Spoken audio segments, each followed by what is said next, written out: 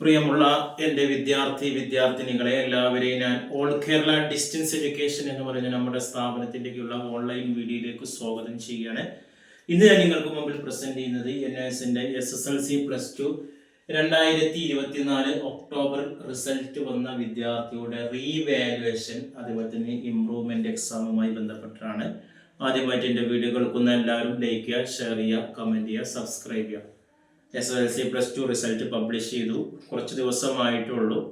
റീവാലുവേഷന് കൊടുക്കുന്നവർ result നമ്മൾ നന്നായിട്ട് പരീക്ഷ എഴുതിയതാണ്, പക്ഷെ എനിക്ക് വേണ്ടതുപോലെ മാർക്ക് വന്നിട്ടില്ല എന്ന് തോന്നുകയാണെങ്കിൽ റീവാലുവേഷന് കൊടുക്കാമെന്നുള്ളതാണ്.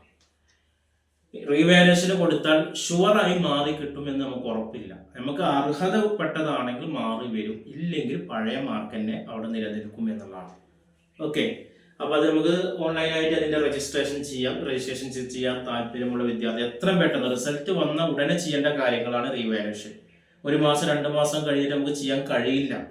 അപ്പോൾ ഇനി ആരെങ്കിലും ചെയ്യാൻ താല്പര്യമുള്ളവരുണ്ടെങ്കിൽ നമ്മൾ സാധാരണ ഒരു നിശ്ചിത ഫീസ് അടച്ച് നമുക്കത് ചെയ്യാം. എല്ലാവർക്കും ഞാൻ ചെയ്തു കൊടുക്കുന്നുണ്ട്. താല്പര്യമുള്ളവർ കോൺടാക്ട് ചെയ്യാവുന്നതാണ്. അതേപോലെ തന്നെ ഇംപ്രൂവ്മെന്റ്, പരീക്ഷ എഴുതി മാർക്ക് കുറവാണ്, റിവാലുവേഷൻ കൊടുത്തിട്ടൊന്നും കാര്യമില്ല, ഒന്നും കൂടി എഴുതി നോക്കാം എന്ന് നമ്മൾ ചിന്തിക്കുകയാണെങ്കിൽ ഈ വരുന്ന മാർച്ച് ഏപ്രിൽ നടക്കുന്ന നോർമൽ എക്സാമിൻ്റെ കൂടെ എഴുതാം. അത് നിങ്ങൾക്ക് എക്സാം ഫീസ് അടച്ച് എഴുതാവുന്നതാണ്. പെട്ടെന്ന് എഴുതിയെടുക്കണം എന്നുണ്ടെങ്കിൽ ഈ ഫെബ്രുവരി മാർച്ച് ഈ മാസങ്ങളിൽ ഓൺ ഡിമാൻഡ് പരീക്ഷ നടക്കുന്നുണ്ട്. കേരളത്തിൽ കോഴിക്കോട്, കണ്ണൂർ, എറണാകുളം, തിരുവനന്തപുരം ഈ 4 സ്ഥലത്താണ്.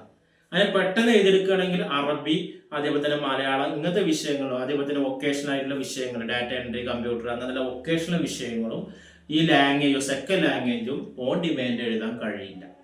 അല്ലാത്ത ഏത് വിഷയവും മാത്രമേ ഇനി അങ്ങനെ പെട്ടെന്ന് ഓൺ ഡിമാൻഡ് എഴുതണം എന്നുള്ളവർക്ക് ഈ വിഷയമാണ് ഫെയിലായെങ്കിൽ വേറൊരു വിഷയം നിങ്ങൾ ആഡ് ചെയ്തിട്ട് എന്ത് ചെയ്യാം, അത് ഫെബ്രുവരിയിലോ മാർച്ചിലോ എഴുതാന്നുള്ളതാണ് പറയുന്നത്.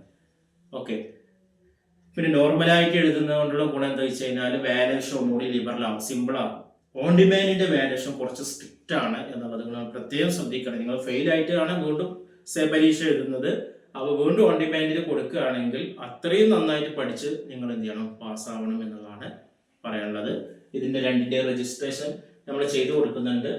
ഓൺ ഡിമാൻഡിലേക്കും നോർമലിലേക്കുള്ള റീവാലുവേഷന്റെയും ഇംപ്രൂവ്മെന്റിന്റെയും അതേപോലെ തന്നെ പരീക്ഷ എഴുതുന്ന വിദ്യാർത്ഥികളുടെ ഒക്ടോബറിൽ പരീക്ഷ എഴുതി തോറ്റ വിദ്യാർത്ഥികൾ അവർക്കുള്ള പരീക്ഷാ ഫീസൊക്കെ അടച്ചെടുക്കുന്നുണ്ട്. കൂടുതൽ വിവരങ്ങൾക്കും കോൺടാക്ട് ചെയ്യേണ്ട വാട്സപ്പ് നമ്മുടെ ചാനലിൻ്റെ ഡിസ്ക്രിപ്ഷൻ ബോക്സിലുണ്ട്. അതിൽ നിങ്ങൾ കോൺടാക്ട് ചെയ്യുക 9037114679. Okay, thank you.